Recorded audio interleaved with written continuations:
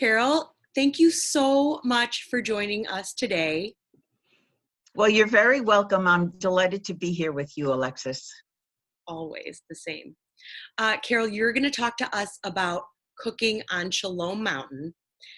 And I'm very excited to hear about that experience. But I wondered if first you could tell us how you came to be at Shalom Mountain the first time.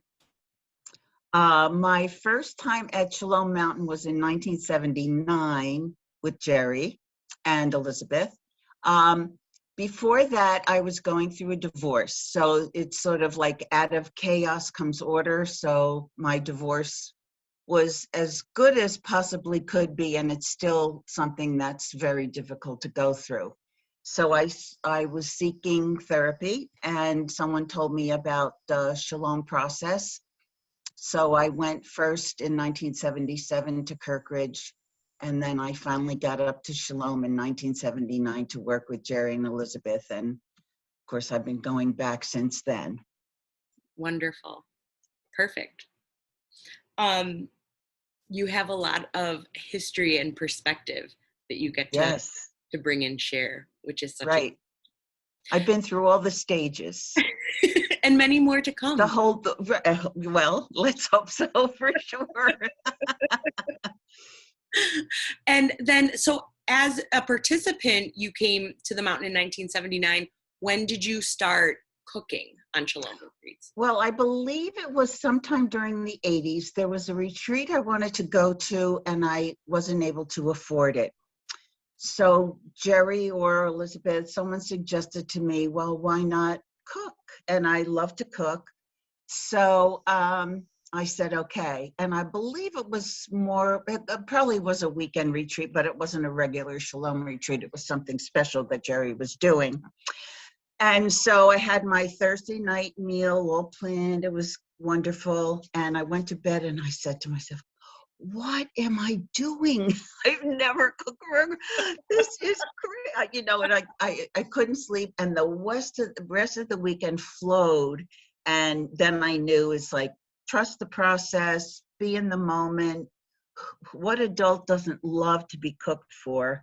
So ever since then, I've absolutely enjoyed tremendously to be a cook up here at Shalom. And I've had wonderful partners.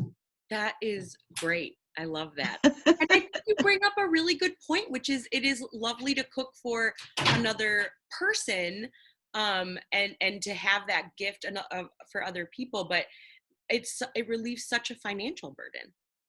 Yes, that's true. We get wonderful credits for when we cook, and there's so much love in that kitchen that even though we may not be doing the retreat ourselves, something transforms enough in us just by being with these beautiful people who are transforming their lives. Lovely. Perfect. And here is a question I've been wondering, which is, could you share or can you think of a moment that you encountered as a cook on a retreat that you might not have had the experience of otherwise? Well, it goes back again, out of chaos comes order. So I was in the kitchen and I was by myself, and I was like, things were everywhere. I had something going on here on the counter, on this other counter, in the refrigerator. And I was like panicked. So I said, well, I'm just going to let myself go. So I'm stressed. I can't do this. What's happening? And I went around the kitchen like a mad woman because I knew, get it out of your system.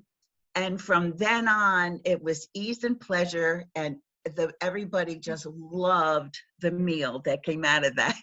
So it's like, let go of the emotions that you have, just let all of that energy out. And then what happens is it just comes back into you in a smooth, even, steady, loving space. So loving is such a big part of the food at Shalom. I love that. That was your own, that was a kitchen mat trip. Exactly, right. Who knows what goes on in the kitchen, right? So that was one thing that happened that I just remember so vividly, and I loved every minute of it. even the crazy part. Yes. Well, thank you so much for sharing with us today. You're I re- very welcome. I so appreciate your time. You have been a cook on retreats I have been on, and I so appreciate. I can taste in every bite the love. Thank you. And it And I would just recommend, if you love to cook, it's so easy to be a cook at Shalom. You're trained with a cook that has been there for a very long time, experienced, and it is a remarkable time. And of course, you do get a chance to do retreats and save some money. yes, all the things we love. Absolutely. And love is the biggest thing, and that's what you get when you're in the kitchen. Yes, perfect. And you get to make the challah. Oh, yeah. Oh, I love making challah. I make it at home for my family when we have special occasions, and it's a sacred process. Beautiful. Yeah. Well, thank you, and I hope to see you again, You're welcome, Alexis. cooking or not, on the mountain. And Right. we'll talk to you soon. Great to speak with you, and thank you. Bye, Carol.